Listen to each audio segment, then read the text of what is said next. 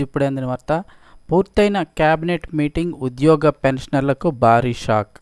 కొత్తగా అయితే ఏం జరగలేదు, అనుకున్నదే అయింది. ఎంతో ఆశగా డిఏ పిఆర్సీలకి సంబంధించి న్యూస్ కూడా అయితే వచ్చింది. ఈసారి 2 డిఏలు అయితే ప్రకటించబోతున్నారు.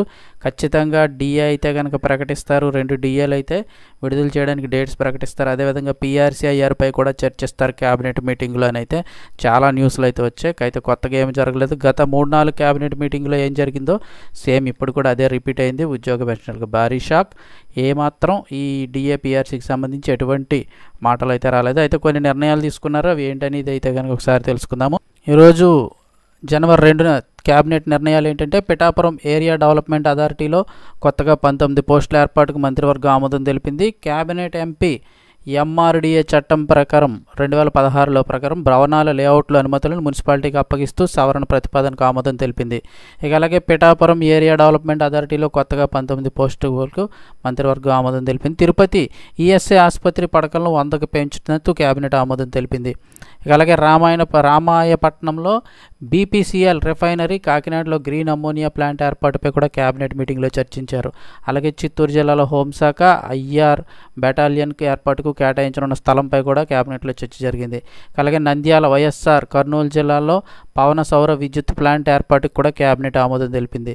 ఇక అలాగే ఎస్ఐబిపి ఆమోదించిన 1,82,162 కోట్ల పెట్టుబడులకు కూడా క్యాబినెట్ ఆమోదం తెలిపింది. ఈ పెట్టుబడుల వలన ఇంచుమించు 2,60,000 మంది పైకి ఉద్యోగాలు వచ్చే అవకాశం ఉందంటున్నారు. అలాగే నెల్లూరు జిల్లా రామాయపట్నంలో 6,000 ఎకరాల్లో 96,862 కోట్ల పెట్టుబడితో బీపీసీఎల్ భారీ రిఫైనరీ ఏర్పాటుకు కూడా గ్రీన్ సిగ్నల్ ఇచ్చింది. దీనివల్ల కూడా 2,500 మంది దాకా దగ్గరగా ఉపాధికి అయితే కలిగే అవకాశం ఉందన్నారు. మొత్తం మీద 9 మిలియన్ మెట్రిక్ టన్నుల సామర్థ్యంతో 5 బ్లాకుల్లో రానున్న ఈ ప్రాజెక్టులో township, learning centre, refinery, petrochemical units, crude oil terminal, అలాగే గ్రీన్ H2 అడ్మినిస్ట్రేషన్ బ్లాకులు అయితే నిర్మించినారని చెప్తున్నారు.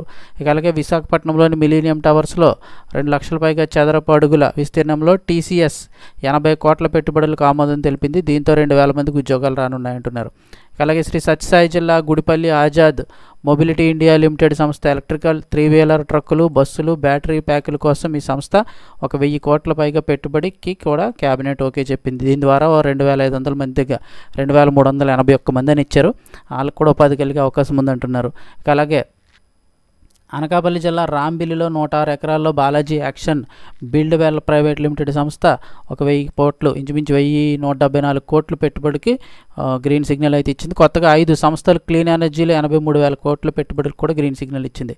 వీటితో పాటు సీఎం చంద్రబాబు తన డ్రీమ్ ప్రాజెక్ట్ అని పేర్కొన్న రాష్ట్రంలో నదుల అనుసంధానం గోదావరి టు బనకచర్ల ప్రాజెక్టుపై కూడా క్యాబినెట్లో చర్చించారు.